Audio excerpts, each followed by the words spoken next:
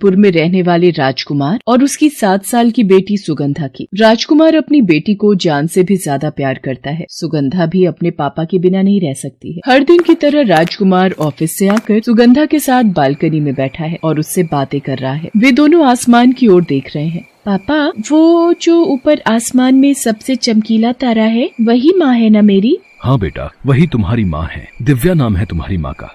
वो इतनी ऊपर क्या कर रही है पापा? वो रोज ये देखती है कि कहीं उसकी बेटी को कोई तकलीफ तो नहीं है, कोई उसे परेशान तो नहीं कर रहा। पर पापा, माँ तो ये काम यहाँ रहकर भी कर सकती थी ना?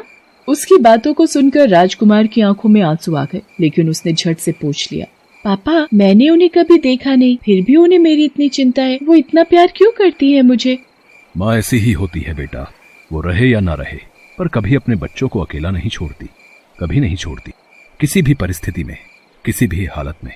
अब अपने पापा से बातें ही करती रहोगी या उन्हें थोड़ा टाइम दोगी ताकि वो किचन में जाकर अपनी प्यारी सी बेटी के लिए आलू के गर्मा गर्म पराठे बना सकें? पराठे? हाँ पापा, जोरों की भूख लगी है मुझे, आप बनाइए पराठे, मैं यही माँ से बातें करती हूँ। उसकी बातों को सुनकर राजकुमार ने सुगंधा को गले से लगा लिया। आई लव यू पापा। आई लव यू टू बेटा। राजकुमार किचन में चला गया और सुगंधा वहीं बालकनी में बैठी रही। माँ, तुम मुझे बहुत प्यार करती हो ना? क्या तुम मुझे पापा की तरह गले लगा सकती हो? ये कहकर पता नहीं उसे क्या हुआ, उसने अपनी बाहें खोली, लेकिन उसका पैर फिसल गया और 19वीं मंजिल की अपनी बालकनी से वो नीचे गिरने लगी। उसने उस समय अपने पापा को जोर से आवाज लगाई, पापा, पापा मुझे बचाओ, पापा मुझे बचाओ। राजकुमार ने जैसे ही अपनी बेटी की आवाज सुनी, वो भागा भागा बाहर आया और उसने अपनी बेटी को नीचे गिरते देखा। उसके बाद पता नहीं क्या हुआ, वो भी नीचे कूद गया और अपनी बेटी को हवा में ही लपक लिया। पापा, पापा। दोनों बहुत देर तक हवा में ही लटके रहे। जिसने भी ये घटना देखी उसने दांतों तले अपनी उंगली दबा ली। ये तो चमत्कार है, चमत्कार। कुछ देर वो हवा में लटके रहे, फिर वो धीरे धीरे नीचे आने लगे। उन्हें ऐसा लग रहा था जैसे कोई उन्हें अपने हाथों में पकड़कर नीचे ला रहा है। सुगंधा अपने पापा को आश्चर्य से देख रही थी और राजकुमार मुस्कुराते हुए सुगंधा को देख रहा था। पूरे शहर में इस घटना की चर्चा हो रही थी। सभी बाप बेटी के इस प्यार के बारे में बातें कर रहे थे। अगले दिन, पापा आप कहते हैं कि माँ मुझे बहुत प्यार करती है, लेकिन आप गलत हैं। इस दुनिया में सबसे अधिक प्यार आप मुझे करते हैं, तभी तो अपनी जान की परवाह किए बिना आपने 19वीं मंजिल से मेरे लिए छलांग लगा दी। उसकी बातों को सुनकर राजकुमार की आंखों में आंसू आ गए और वो अपनी बेटी से पुरानी बात बताने लगा। आज मैं तुम्हें तुम्हारी माँ की एक बात बताता हूँ। 7 साल पहले जब सुगंधा को जन्म देने का वक्त आया, तब राजकुमार की पत्नी दिव्या के मन में अजीब सी बेचैनी उठ रही। वो बार बार अपने पति से कहती, राजकुमार पता नहीं आजकल मेरे मन में एक डर सा बैठ गया है। डर? कैसा डर दिव्या? मान लो डिलीवरी के समय अगर मुझे कुछ हो गया तो मैं अपने अंदर पल रही नन्ही सी जान को कैसे प्यार करूंगी?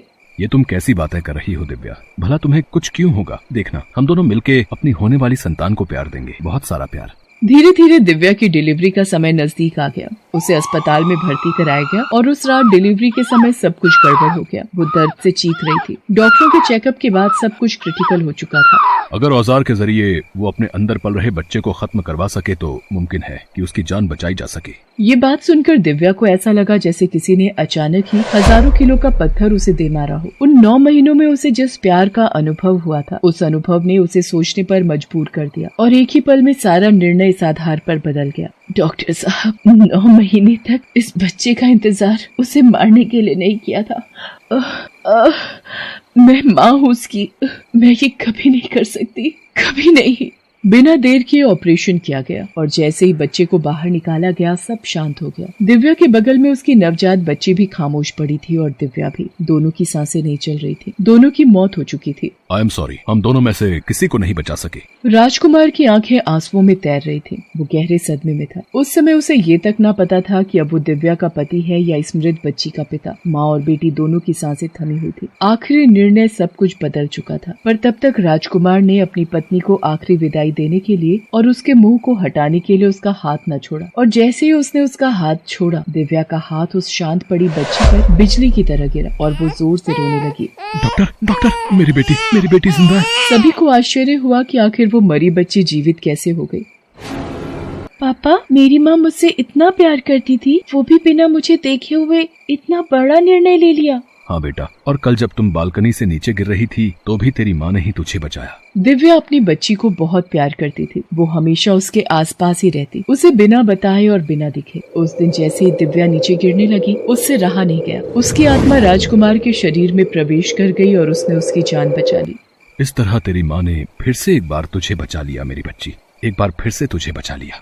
अपने पापा की बात सुनकर दिव्या की आंखें भर आईं। वो आसमान में उस तारे की ओर देखने लगी और उसे दूर से ही गले लगा लिया। तभी सुगंधा को भी एहसास हुआ कि किसी ने उसे भी जोर से गले लगा लिया है।